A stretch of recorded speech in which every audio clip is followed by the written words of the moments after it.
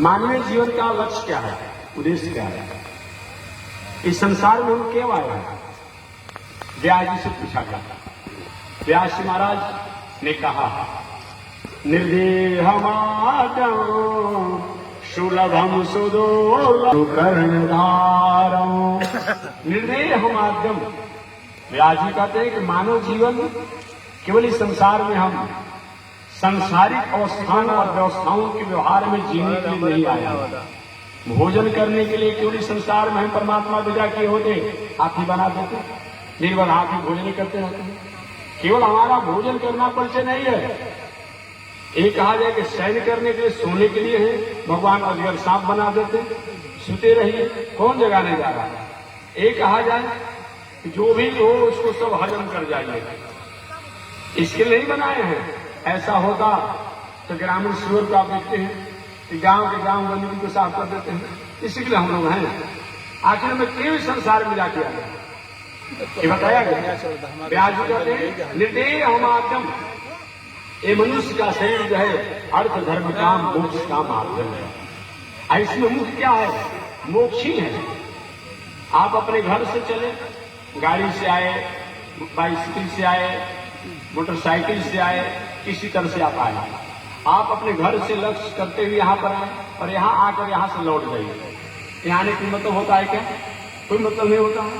हमें संसार में आए हैं, अर्थ होना चाहिए, संसारिक कामनाएं और व्यवस्था भी होनी चाहिए, धर्म भी होना चाहिए, लेकिन हमारी इच्छा पर हमारा जो उद्देश्य जो है वो मोक्ष की तरफ होनी चाहिए। मोक्ष का मतलब क्या होता है? जिन तत्वों को जानने के बाद, जिन स्थिति को प्राप्त करने के बाद, जिन स्थिति पर पहुंचने के बाद इस संसार में सभी वस्तु परमात्मा की भान होने लगे, सभी व्यवहार परमात्मा की भान होने लगे, सभी स्थिति परमात्मा की भान होने लगे, समझिए कि यही मोक्ष है। यही मोक्ष है। जिसने इस संसार में मोक्ष को प्राप्त कर लिया वही व्यक्ति वहां मोक्ष प्राप्त करता है। जिसने इस संसार में मोक्ष को नहीं प्राप्त किया वहां नहीं होगा।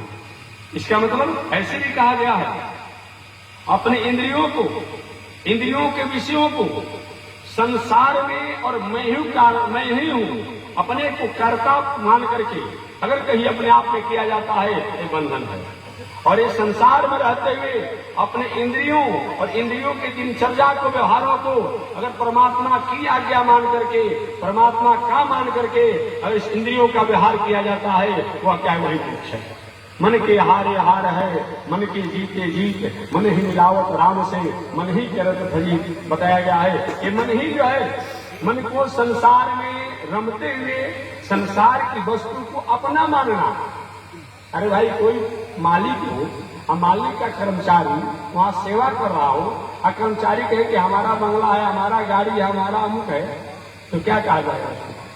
वो रह पाएगा वहां पर? तो हम भी ये संसार में भगवान द्वारा विदा किए हुए हैं, हम सेवक हैं। वेदांत दर्शन में वेद उपनिषद भगवान कहते हैं, वेद भगवान कहते हैं हम कौन हैं? ब्रह्मदासा ब्रह्मदासा ब्रह्मदासा। हम कौन हैं? हम परमात्मा के दास हैं, हम भगवान के दास।